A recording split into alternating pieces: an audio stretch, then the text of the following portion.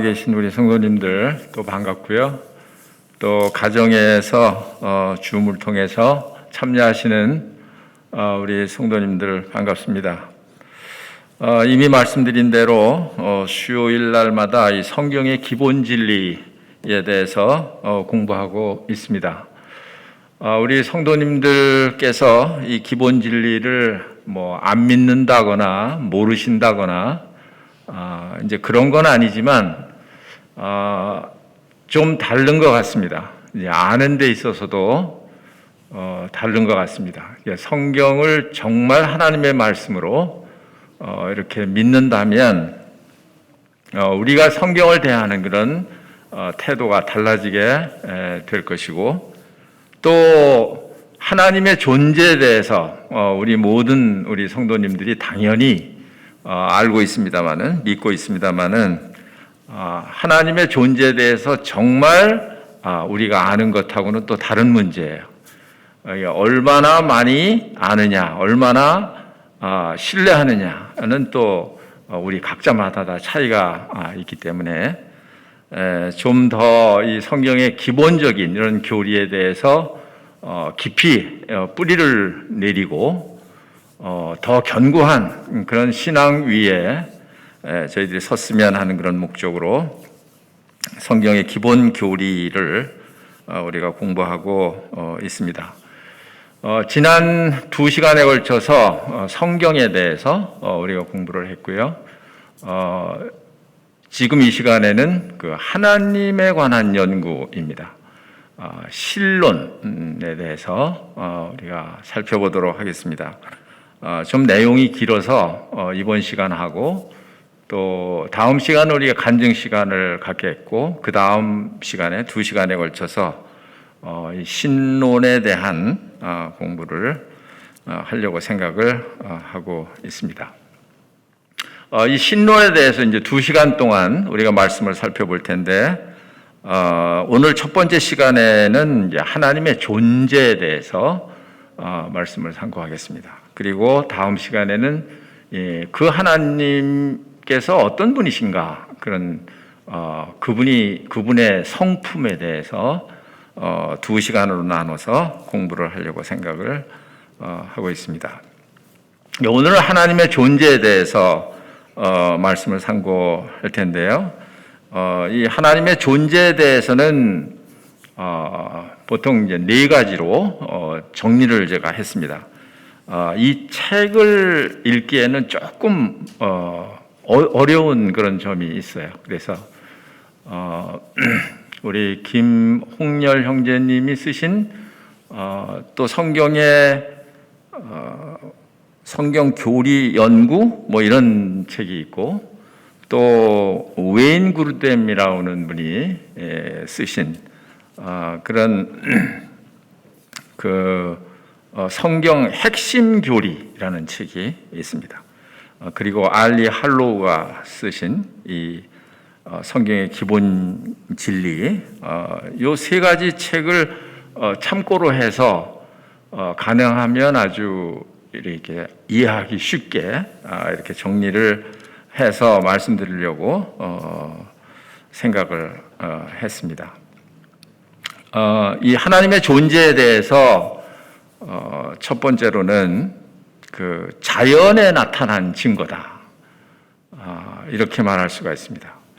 이걸 다른 말로 하면 우주론적 논증이다, 이렇게도 이야기를 합니다. 어떤 결과에 있어서는 반드시 그 원인이 반드시 있다는 거예요. 원인이 없는 그런 결과는 없다 하는 것입니다. 그래서 이 우주를 보니까 하나님이 계신 게 알 수 있고 계신 게 분명하다, 이렇게 믿는 것입니다. 우리가 어떤 물건을 이렇게 만든 사람, 어떤 물건이 있을 때 그것을 만든 사람은 잘 모를 수가 있지만, 그러나 그 물건 안에는, 물건 속에는 그 만든 사람의 혼이 깃들여져 있다, 이렇게 얘기하잖아요. 그 정신이나 그 사람의 어떤 생각이나 이런 게 그 사람이 만든 그런 물건에 이렇게 깃들여져 있는 그런 것을 우리가 알 수 있습니다. 이 우주를 볼 때 그렇다는 거예요. 이 우주가 어떻게 만들어졌기에 지금 현재 이렇게 존재하느냐 있느냐 하는 거예요. 모든 물건이 다 그렇듯이 영원부터 존재하는 그런 물건은 없는 거죠. 그렇게 이제 믿는 사람도 있습니다만은 그러나 둘 중에 하나예요. 그것이 영원 전부터 존재했든지 아니면 아무것도 없는 데서 어떤 존재에 의해서 그것이 만들어졌든지 이 둘 중에 하나인데 이 우주를 생각할 때 이게 어떻게 생겨났을까? 이것을 이제 과학자들이 많이 연구를 하고 있습니다. 그래서 이 태양계, 지구, 이 나이는 몇 살이나 먹었을까? 얼마나 오래됐을까? 이런 이제 연구를 하고 있고 또 지금도 그렇게 연구를 하고 있습니다. 20세기 초만 해도 이 지구의 나이는 10억 년 됐다. 이렇게 이제 보았습니다. 그런데 그 후에 더 연구를 해보니까 아니다. 44억 년이 됐다. 이렇게 이제 얘기를 하다가 지금부터 한 5년 전에 2016년에 그 사이언스지에 이렇게 발표된 것을 보면 이 지구는 46억 년이 됐다. 이렇게 이제 다시 또 수정을 했습니다. 이게 확실한 것은 아니죠, 물론. 생각을 한번 해보시면 좋을 것 같아요. 이게 1000년, 2000년, 3000년도 아니고 단순히 그런 방사선 연대 측정에 의해서 이것을 이제 추정을 하는 건데요. 그것이 몇 천 년도 아니고 수십억 년 전에 이것이 시작이 됐다, 만들어졌다 하는 것을 정확하게 말할 수 있는 그런 근거는 사실 없습니다. 이제 추정을 하는 거죠. 또 어떤 사람은, 어떤 과학자는 이것을 운석을 가지고 이것을 연구해 보니까 이것은 6000년이 됐더라. 예, 성경의 역사를 봐도 그렇고 6000년이다. 이렇게 연구 발표를 하는 그런 사람도 있습니다. 그러나 이제 두 가지 다 이런 어떤 운석의 그런 그 연대 측정을 통해서 이렇게 연구를 한 그런 결과이기 때문에 그것도 이제 다 추정일 뿐이죠. 사실은 확실한 것은 어디에 있을까요? 하나님의 말씀이죠. 하나님의 말씀의 연대를 이렇게 계산을 해보니까 이 지구의 나이는 6000년 정도 됐다. 이렇게 믿는 것입니다.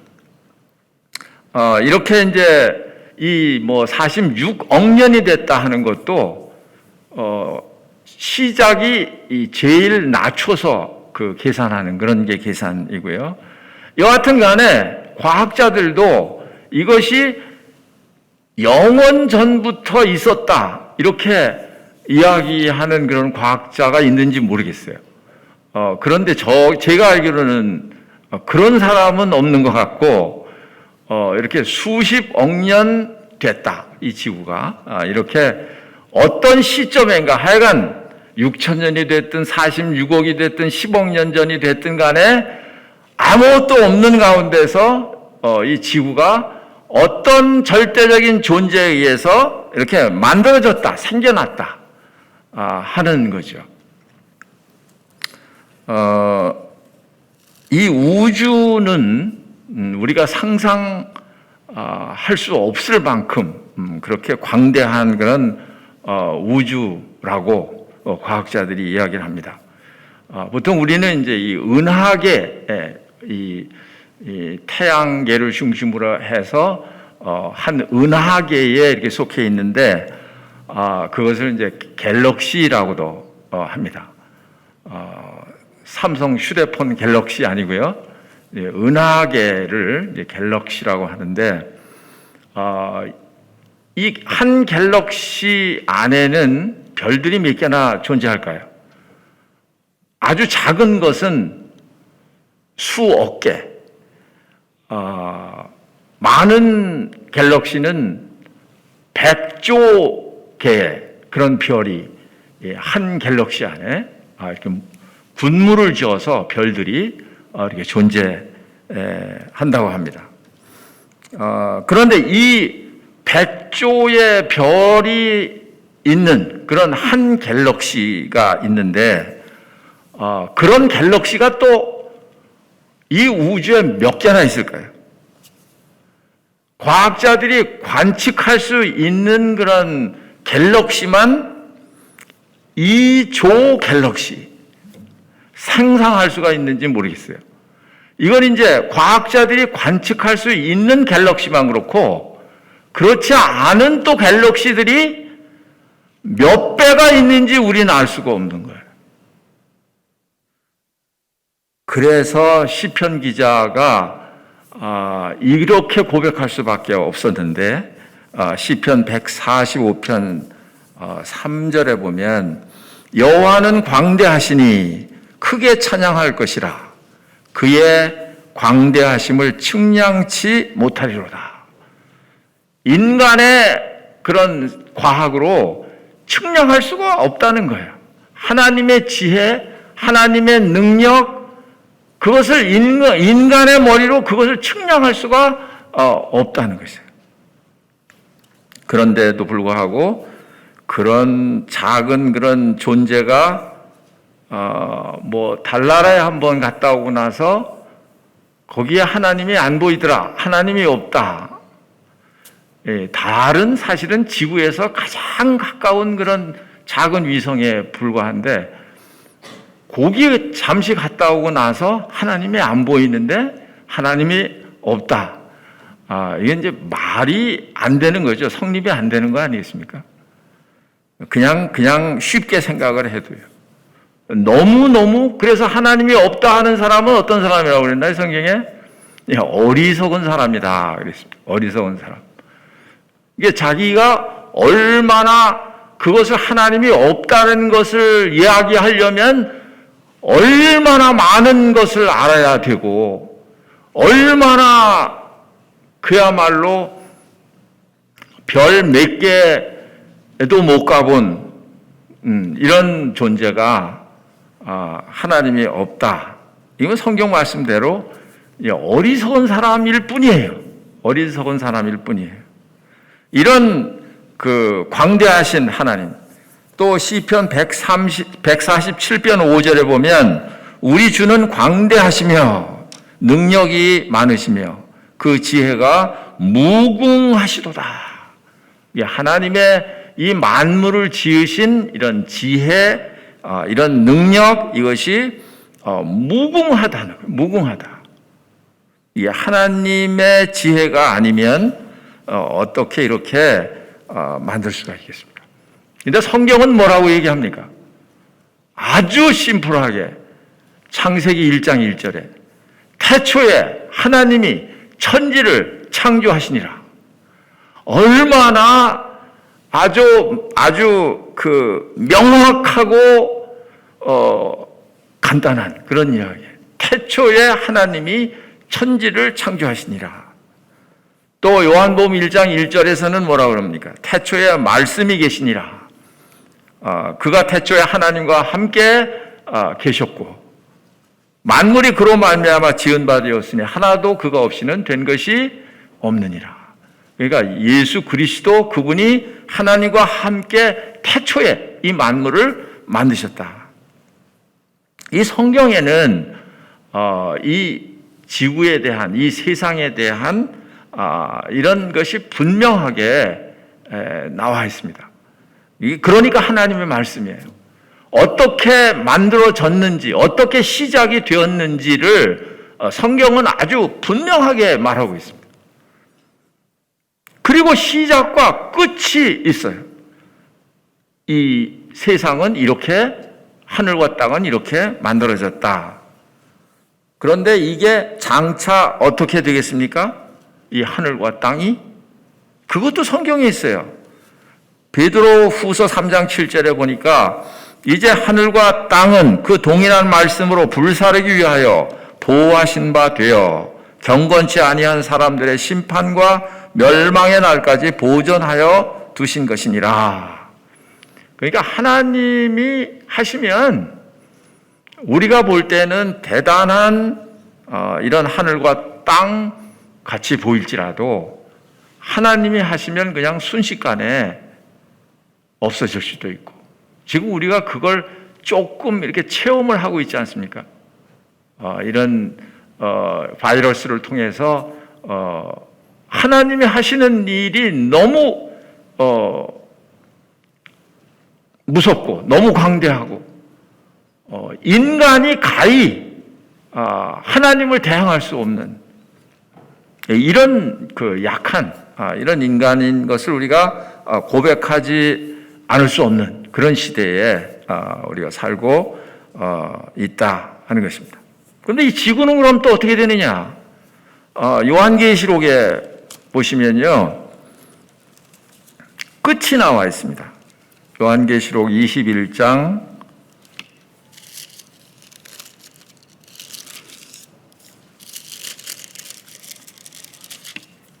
1절에 보시면 또 내가 새 하늘과 새 땅을 보니 처음 하늘과 처음 땅이 없어졌고 바다도 다시 있지 않더라. 지금 이 우리가 살고 있는 이 처음 하늘, 처음 땅, 이건 어떻게 된다고 성경에 말씀하고 있습니까? 이것은 다 없어졌다 그랬어요. 없어졌다. 바다도 다시 있지 않더라. 2절에 보니까 또 내가 보매 거룩한 성 새 예루살렘이 하나님께로부터 하늘에서 내려오니 그 준비한 것이 신부가 남편을 위하여 단장한 것 같더라. 5절에 보니까 보좌에 앉으시니가 이르시되 보라 내가 만물을 새롭게 하노라 하시고 또 이르시되 이 말은 신실하고 참되니 기록하라 하시고. 그러니까 사람들은 이 지구가 언제 생겨났고 이 지구에 대해서 이 우주에 대해서 연구를 해도 퀘스천 마크인데, 그런데 성경은 이 이야기에 대해서 그냥 분명하게 하나도 의심 없이 그냥 알파와 오메가 되신 하나님께서 창조하시고 이렇게 존재하다가 이 하늘과 땅이 이렇게 없어지고 새 하늘과 새 땅이 다시 만들어지고, 너무 분명하게 우리에게 말씀해주고 있는 것을 우리가 볼 수가 있습니다. 이런 우주의 존재뿐만이 아니라 이 우주의 설계를 보면 이것은 또 하나님께서 하나님의 지혜로 이 우주를 설계하지 않으면 존재할 수 없는 그런 이 우주인 것을 우리는 이제 잘 알 수가 있습니다.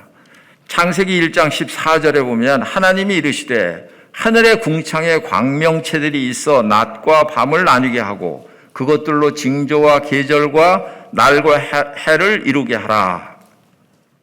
그러니까 이 우주의 그 수많은 별들, 그런 위성들, 해와 달, 지구, 이런 것들이 그냥 하나님이 만들어 놓으시고 자기 마음대로 내버려 둔 것이 아니고 그것을 한계를 정하시고 계절을 정하시고 이렇게 해서 사람들이 가장 살기 좋은 그런 환경으로 만드신 거예요.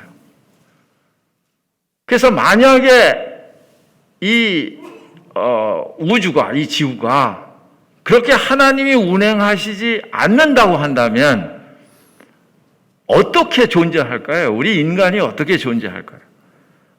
우리가 잘 아는 대로 이 해와 달과 지구 이것들이 공전하고 또 자전을 하면서 계속 움직이는데 어떤 때 뉴스를 통해서 어떤 크기의 운석이 지구를 어느 시에 지나간다 이렇게 뉴스가 나올 때가 있습니다. 그때 조금 마음이 조마조마해요. 그 큰 운석이 지구에 꽝 하고 부딪히면 이 지구는 어떻게 될까? 이런 이제 대단한 이런 혼란이 지구상에 생기게 될 거기 때문에 조마조마한 그런 마음을 가지고 그 시각을 지나가기를 기다리고 있는데 지금까지는 이제 그런 운석들이 그런 바위 덩어리들이 다 지구를 비껴서 이렇게 지나가는 거예요. 어떻게 이런 일들이 있을 수가 있을까요? 그 수많은 그런 별들이 움직이는데 그런데 어떻게 사람이 살고 있는 이 지구와 부딪히지 않고 그렇게 지금까지 이렇게 존재할 수 있을까요? 하나님이 운행하지 않으면 그것이 그렇게 제 마음대로 움직인다고 하면 그렇게 될 수 있을까 하는 거예요. 이 자연신론자들이라는 사람들이 있습니다. 이런 사람들은 어떻게 생각하느냐 하면 그래 맞아 하나님께서 다 창조를 하셨어 만드셨어. 그런데 만드시고 나서는 그것을 뭐 운행하신다든지 이렇게 하나님은 안 하신다. 이런 주의를 이야기하는 그런 사람들입니다. 그런데 그게 맞지를 않잖아요. 창세기 1장 1절에 보니까 태초에 하나님이 천지를 창조하시니라. 땅이 혼돈하고 공허하며 흑암이 깊음 위에 있고 하나님의 신이 하나님의 영이 수면에 운행하시니라. 이 운행하신다는 게요. 그냥 만들어 놓고 그냥 내버려 두시는 게 아니고 이 우주를 하나님이 운행하신다는 거예요. 붙들고 계신다는 거예요. 그러잖아요. 지구도 사실은 공중에 매달려 있는 거 아니겠습니까? 지금 매달려 있는 거 아니겠어요? 우리가 생각을 안 하고 사니까 그렇죠. 우리는 사실은 기적 속에서 사는 거예요. 공중에 매달려 있는 지구 속에서 이렇게 편안하게 살고 있다니요. 이런 그 여러 가지를 볼 때 하나님이 안 계신다고 하는 것을 말하는 것보다는 하나님이 계셔서 이 우주를 만드셨고 이 우주를 주관하고 운행하고 계시다라고 얘기하는 게 사실은 더 논리적이다 그런 말이에요. 그 다음에 이제 두 번째로는 그 인간에 나타난 그런 증거입니다. 인간에게 나타난 증거. 이 인간은 하나님께서 특별하게 창조를 하셨어요. 이걸 어떤 다른 분은 인류학적 논증이다 이렇게 이 알리 할로우는 그렇게 말을 했습니다. 인간에게 나타난 그런 증거. 우리 인간을 보더라도 그렇다는 거예요. 시편 139편 13절에 보니까 주께서 내 내장을 지으시며 누가 우리의 내장을 지으셨어요? 주님께서 내 내장을 지으시며 나의 모태에서 나를 만드셨나이다. 내가 주께 감사하옵은 나를 지으심이 심히 기묘하심이라. 이 개역 성경에 보면 신묘막측하다 이렇게 표현을 하고 있습니다. 주께서 하시는 일이 기이함을 내 영혼이 잘 아나이다. 우리 내장을 하나님이 만드셨는데 이 내장은요 거대한 공장이 돌아가는 것과 같습니다. 사실은 이 좁은 공간에 이렇게 배치되어 있긴 합니다만은 그러나 이 내장에서 하는 일은요 거대한 그런 공장이 돌아가는 것 같은 거예요. 음식을 먹잖아요. 저녁 다 드시고 오셨죠? 음식을 먹잖아요. 그러면 제일 먼저 입에서 무슨 일을 하나요? 이것이 소화가 되도록 이가 잘 씹는 그런 역할을 합니다. 그래서 씹으면 이게 자연히 밖으로 나오는 게 아니라 안으로 들어가게 돼 있어요. 그래서 목에서 자꾸 당겨요. 들어오라고. 목을 지나가면 그 다음에 위에 들어가게 되는데 음식이 신기하잖아요. 고기를 그냥 저도 뭐 대충 씹어서 엄청 제가 이 식사하는 속도가 빨라가지고 오래 씹지를 못해요. 대충 씹어서 넘겨요. 그런데도 위에 들어가면 거기에서 이 음식을 소화시킬 수 있는 약품이 자동적으로 거기서 나와요. 사람이 집어넣는 게 아니에요. 그냥 그 소화하는 것이 자연히 거기서 나와서 무엇이든지 들어가면 소화를 시켜요. 그래서 이게 소화시키는 음식에는 또 독이 들어있잖아요. 그러니까 그 독을 걸러내는 걸 간에서 콩팥에서 이 독을 걸러내죠 또. 그래서 이게 이제 또 소장으로 가고 대장으로 가면서 영양분을 거기서 다 섭취를 하고 이제 제일 못 쓰는 찌꺼기만 이제 뒤로 내보내고, 이게 하나의 그런 음식을 섭취해서 이렇게 소화시키는 그런 공장이라고 볼 수가 있습니다. 그게 우리 요 내장 안에 여기 다 들어 있는 거예요. 얼마나 신기합니까? 체구는 작아도요, 우리 속에 있는 혈관이 얼마나 긴지 아십니까? 이 우리 몸에 있는 이 혈관이 12만 킬로미터.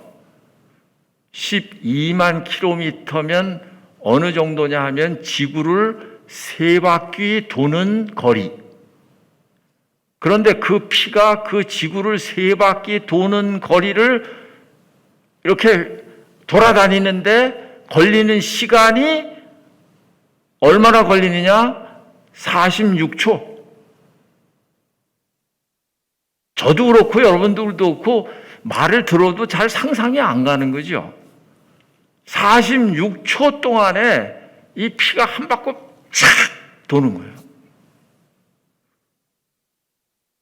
태어날 때부터 이 공장 안에 있는 이 차로 말하면 엔진이에요. 엔진. 여기 심장이 뛰기 시작을 합니다. 그래서 60년, 70년, 80년 동안을 한 번도 쉬지 않고 심장이, 이 엔진이 뛰는 거예요. 그 사람이 죽었다 하는 건 뭘 의미하는 거죠? 이 엔진이 멈췄던 거예요. 자동차가 엔진이 멈추면 그냥 다 스탑하는 거죠. 그렇죠? 우리도 심장이 멈춘 것을 죽었다 이렇게 말하는 거예요. 그런데 자동차는 뭐예요? 거기 기름 보충해 줘야 되지요. 뭐 때마다 다 이렇게 수리를 하고 뭘 다 갈아주고 뭘 해야, 그래야 이제 5년, 6년, 7년 뭐 이렇게 길게 쓸 수 있는 거잖아요. 그런데 우리 몸은 그렇게 안 해도 거의 100년 동안을 계속 이 심장이 쉬지 않고 잘 때도 낮에도 밤에도 계속 뛰고 있다고 하는 거예요.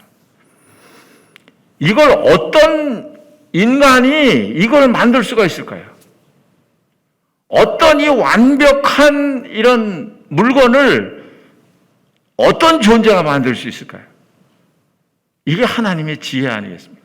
이게 하나님의 능력이고,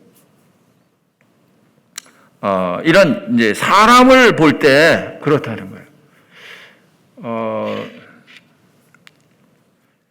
이제 짤막하게 제가 설명을 해야 될 것 같습니다. 시간이 이제 한정이 돼 있어 자꾸 설명을 길게 하다 보니까 너무 시간이 많이 가는 것 같아서요. 근데 우리 육체뿐만이 아니에요. 우리 내면적인 것도 마찬가지입니다. 우리 사람은 지식, 감정, 의지 이런 걸 가지고 있어요. 동물들과 다르게 하나님이 그런 것을 만드셨어요. 우리 속에 갖게 하셨습니다. 그래서 하나님께서 이 세상에 있는 동물들, 사람을 만드실 때 우리 사람을 만드시고 나서 동물들을 다스리라고 이렇게 말씀을 하신 거죠. 이게 만물의 영장이라고 그러잖아요. 그러니까 체구는 그렇게 크지 않은데 사람을 이길 수 있는 동물은 없는 거예요. 사람 보고 다 다스리라고 하나님께서 말씀을 하셨기 때문에 하나님이 만물을 다 다스리는 거예요. 그래서 창세기 1장 27절에 보니까 하나님이 자기 형상 곧 하나님의 형상대로 사람을 창조하시되, 우리 이런 육체의 모양을 하나님의 형상대로 창조하셨다는 말은 아니겠죠. 하나님은 영이시니까. 그런데 그런 형상이 아니더라도 우리 속에 자기 형상대로 사람을 지으셨다. 저는 이것을 이해할 때 이것이 하나님을 닮은 우리 속에 있는 영혼이겠구나 이렇게 생각을 하는 거죠. 사람들은 왜 마음속에 다 하나님을 찾는 마음이 있잖아요. 영혼을 사모하는 그런 마음이 있잖아요. 그게 인간만 가질 수 있는 건데, 그러니까 이 인간이 하나님의 형상대로 지음을 받았다는 거예요. 그러니까 사람들을 보니까 사람과 닮은 어떤 절대적인 그런 존재가 있을 거 아니냐는 거예요. 그러니까 우리 인간의 그런 만들어진 그런 육체 또 내면적인 것 이런 것을 볼 때 하나님께서 우리 인간을 만드시고 우리 인간과 이렇게 교제하기를 원하신다 하는 것입니다.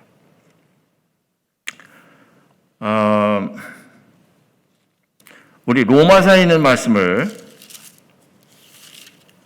한 군데 더 펴보고 다음으로 가겠습니다. 로마서 1장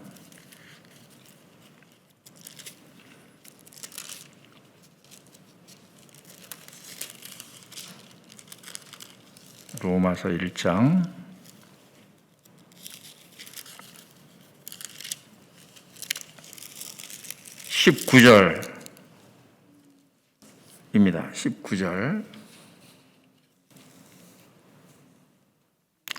여기 19절에 보니까 이는 하나님을 알만한 것이 그들 속에 보임이라 하나님께서 이를 그들에게 보이셨느니라.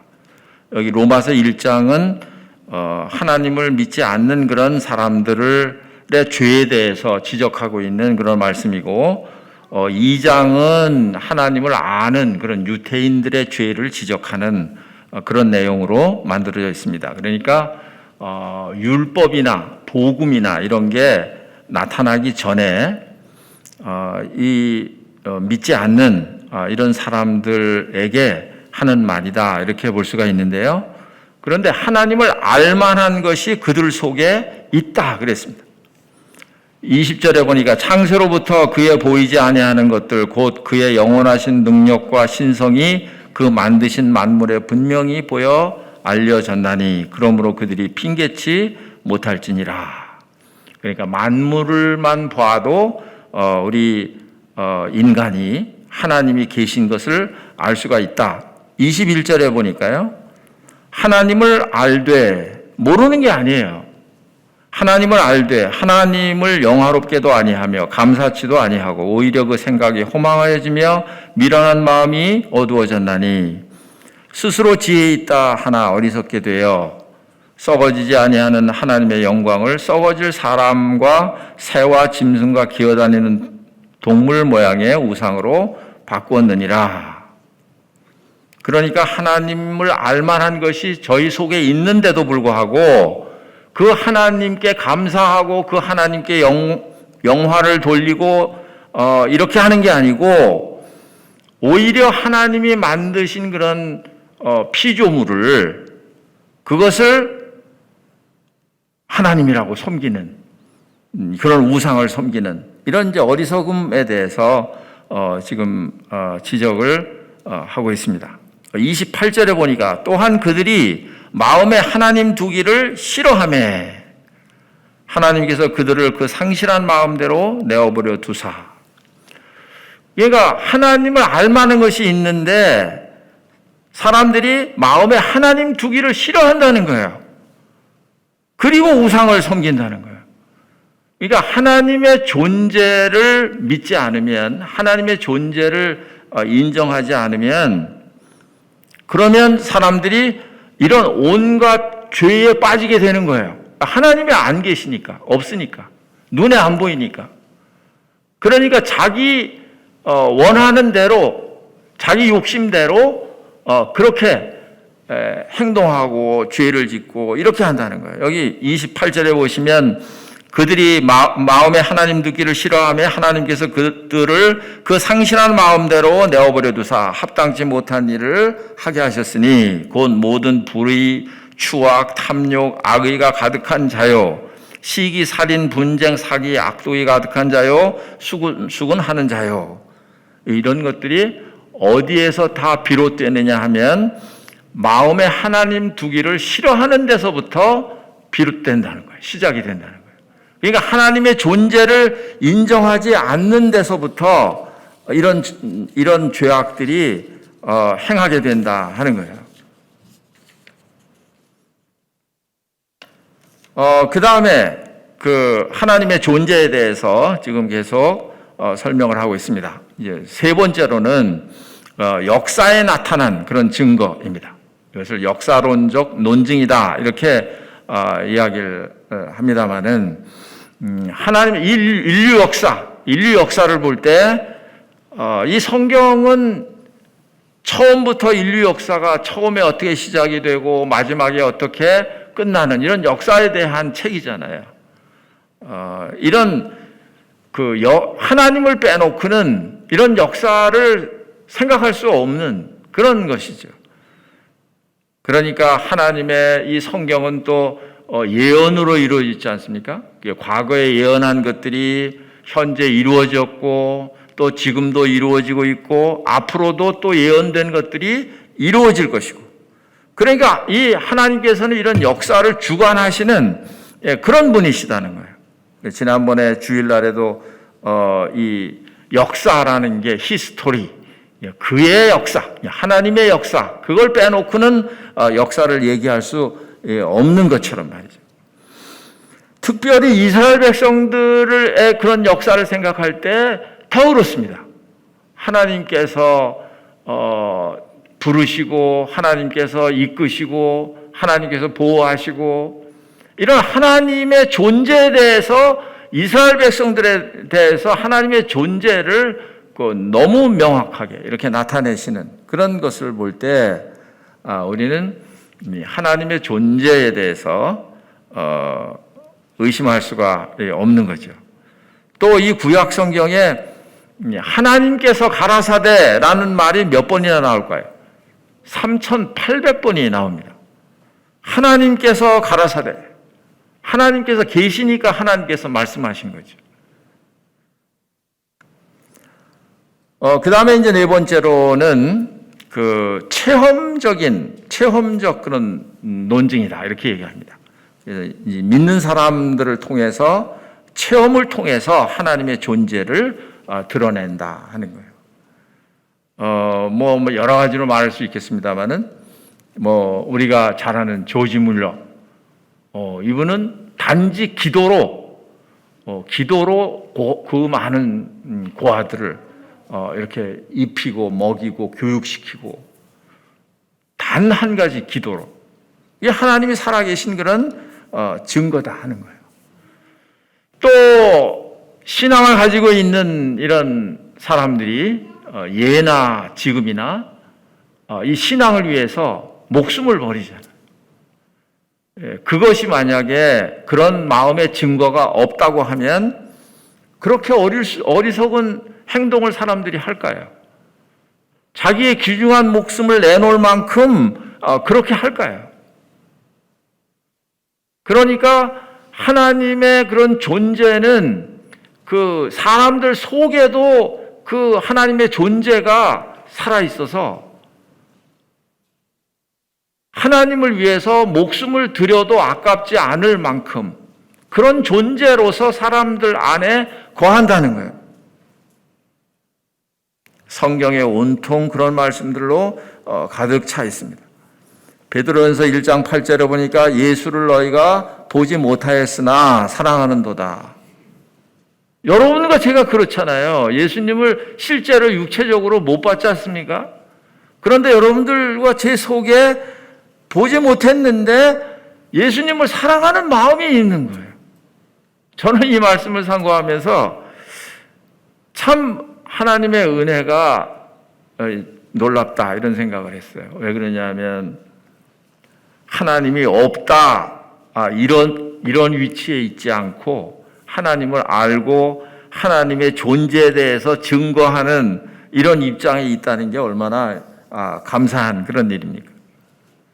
그러니까 하나님께서 여러분과 제 속에 그렇게 역사하신 거예요. 우리가 예수님은 보지 못했지만 그러나 사랑하는 거예요.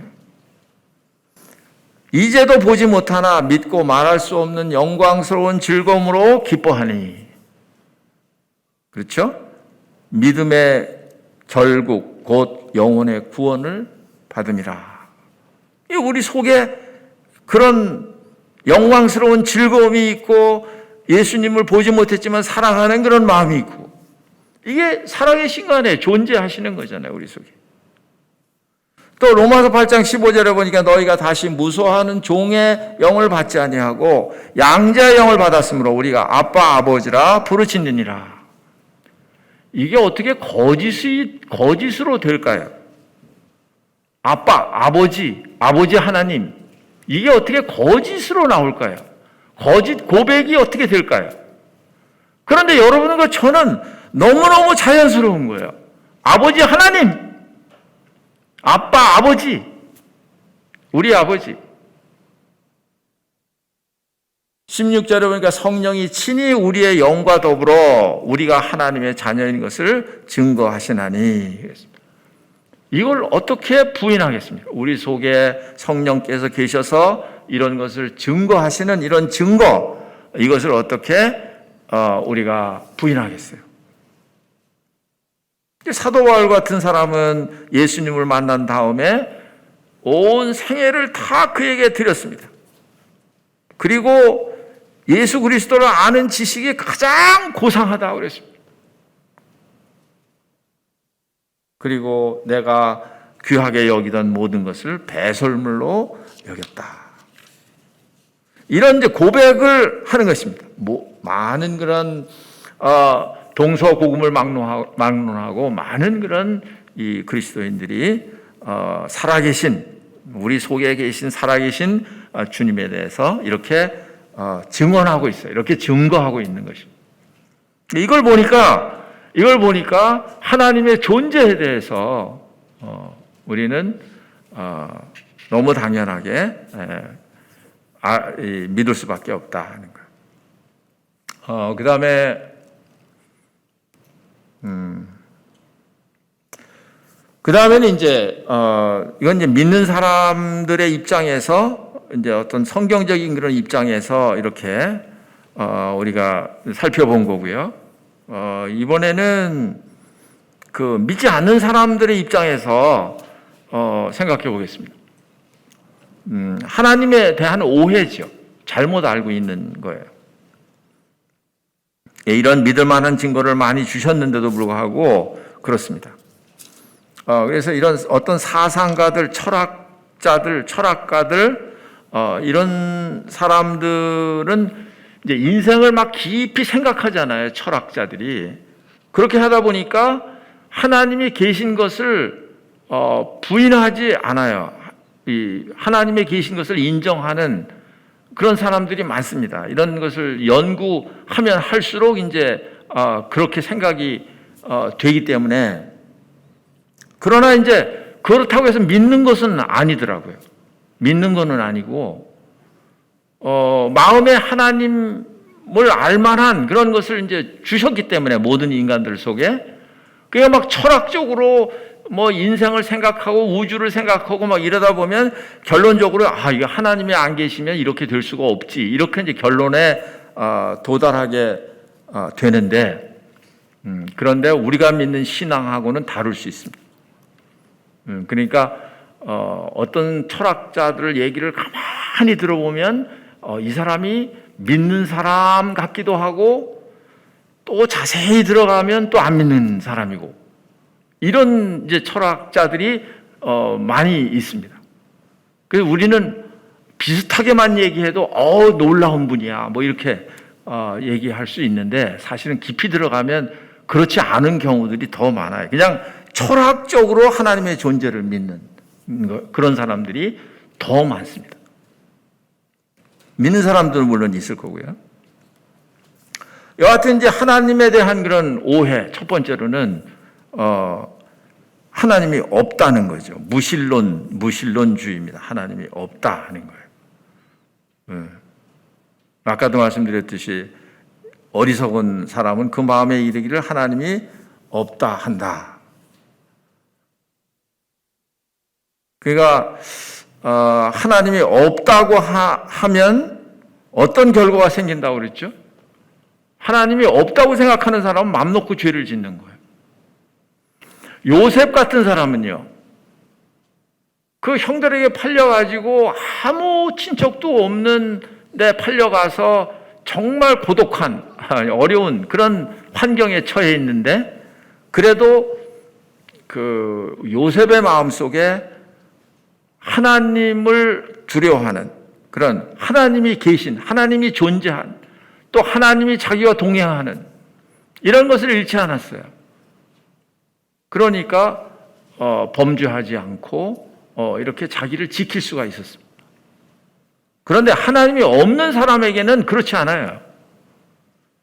지금 이제 우리가 살고 있는 이 세상도 마찬가지입니다. 하나님이 없는 사람들은 죄를 죄라고 생각하지 않아요. 그냥 너무 뻔뻔하게 죄를 져도 그게 뭐 아무렇지도 않은 거예요.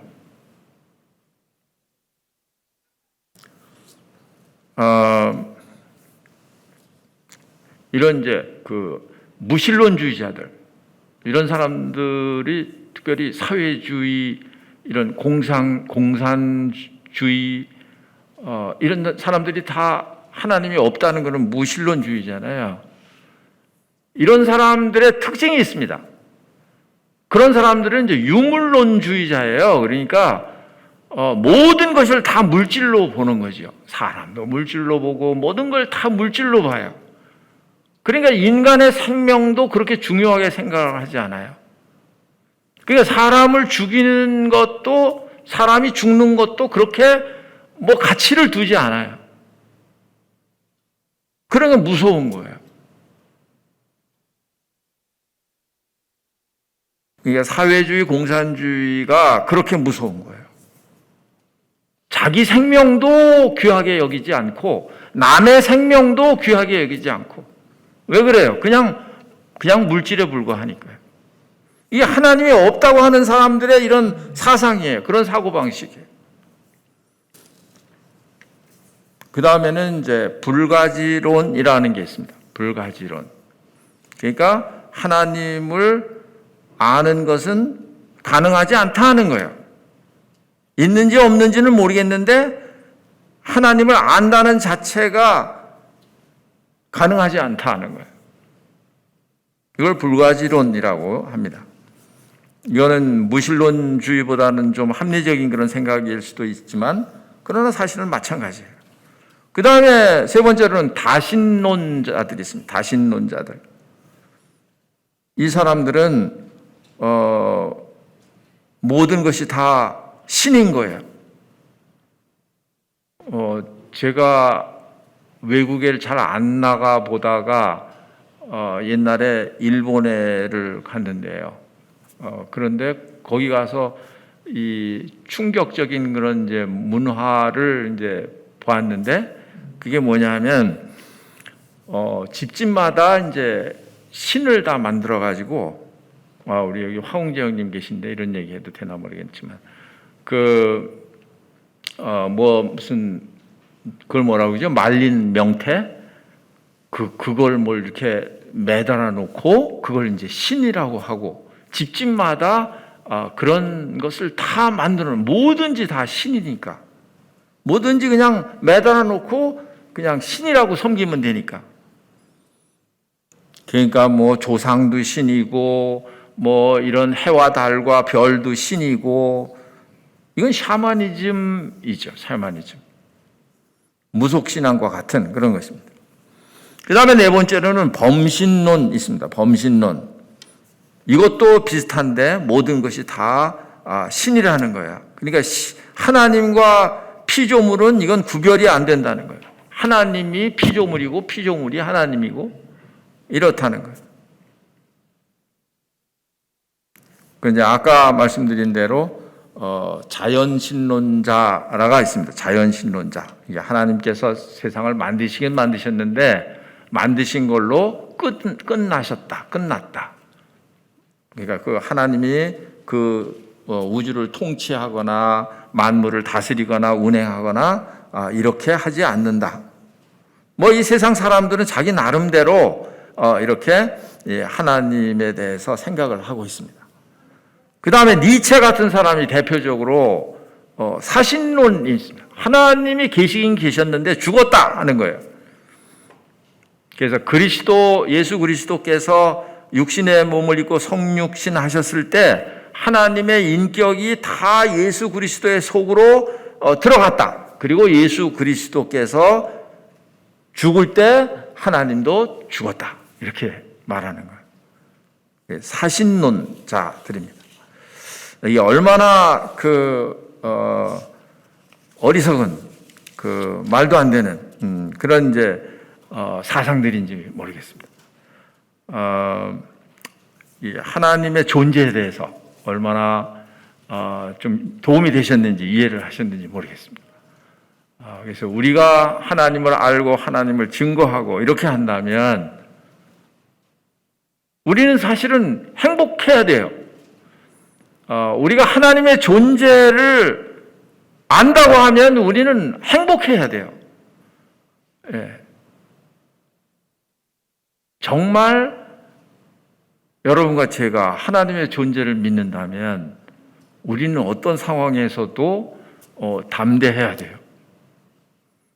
하나님이 없는 사람처럼 근심 걱정 할 필요가 없어요. 정말 하나님의 존재를 믿는다면. 그러니까 여러분과 저는 하나님의 존재를 아는데 믿기는 믿는데 그런데 이 정도가 다 다른 거예요. 그래서 우리가 이런 성경의 기본적인 이런 교리를 상고를 하면서 우리의 믿음이 더 견고하게 하나님 말씀에 더 뿌리를 내리고 견고하게 세워지는 이런 계기가 되기를 바라겠습니다. 잠깐 기도하겠습니다. 아버지 하나님 감사합니다. 저희들을 세상의 고아와 같이 버려두지 아니하시고 우리를 사랑하사 우리에게까지 그리스도의 손길을 내밀어 주셔서 예수 그리스도로 말미암아 하나님을 알게 하시고 성령께서 우리 속에 계셔서 우리로 하여금 하나님의 자녀인 것을 증거하게 하시고 또 하나님의 존재를 하나님이 어떤 분인지를 알 수 있게 저희들을 이끌어 주셔서 감사를 드립니다. 더 그분을 의지하고 믿고 그리고 그분을 증거하는 저희들이 되도록 저희들을 사용해 주시기를 간절히 기도합니다. 모든 것을 주 예수 그리스도의 이름으로 감사하며 기도하옵나이다. 아멘.